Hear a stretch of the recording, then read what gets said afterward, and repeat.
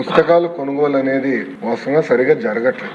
నేను డిపార్ట్మెంట్కి ఏం చెప్పానంటే అనేక గ్రేడ్ లైబ్రరీస్ ఉన్నాయి, అంటే గ్రేడ్ 1, గ్రేడ్ 2, గ్రేడ్ 3 లైబ్రరీలు ఉన్నాయి, జిల్లా గ్రంథాలయాలు ఉన్నాయి, రీజనల్ లైబ్రరీస్ కూడా ఉన్నాయి. అసలు ఒక్కొక్క లైబ్రరీలో మినిమం బుక్స్ ఏమేమి ఉండాలి అది నాకు క్లారిటీ ఇవ్వండి. సో వాళ్ళు మొన్న కొత్త లీడర్షిప్ ఎంచుకున్నాం, అక్కడ చాలా స్పష్టంగా చెప్పి మినిమం బేసిక్ బుక్స్ ఏమేమి ఉండాలో మీరు ఐడెంటిఫై చేయండి, దానికి ఎంత అవుతుందో నాకు చెప్పండి, అది ప్రభుత్వం కొనుగోలు చేసి ప్రజలకి అందుబాటులోకి మేము తీసుకొస్తాం. అది రెండో పాయింట్. కానీ అది టెక్నాలజీతో కూడా జోడిస్తాం.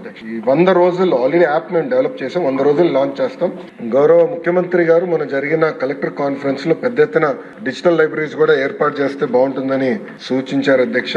కేంద్ర ప్రభుత్వం అంటే గౌరవ ప్రధానమంత్రి గారి నాయకత్వంలో 1 నేషన్ 1 సబ్స్క్రిప్షన్ అనేది తీసుకొచ్చారు అధ్యక్ష. ఇది ప్రధానంగా యూనివర్సిటీస్ కే పెట్టారు. కేంద్ర మంత్రితో చర్చించి ఇది తప్పనిసరిగా పంచాయతీ లెవెల్ వరకు తీసుకెళ్లి, ఇన్ఫాక్ట్ పొద్దునే డిస్కషన్ వార్డ్ GSWS గ్రామ సచివాలయం, వార్డ్ సచివాలయాలు ఉన్నాయి కనుక ఇన్ఫ్రాస్ట్రక్చర్ కొంతవరకు ఏర్పడింది కానీ అక్కడ ఒక reading room, digital reading room ఏర్పాటు చేసి ఈ 1 నేషన్ 1 సబ్స్క్రిప్షన్ అనేది ఆ స్థాయికి తీసుకెళ్తే చాలా మార్పు వస్తుందని బలంగా నమ్మాం. అది కూడా చేస్తామని గౌరవ సభ్యులు తెలియజేస్తున్న అధ్యక్ష.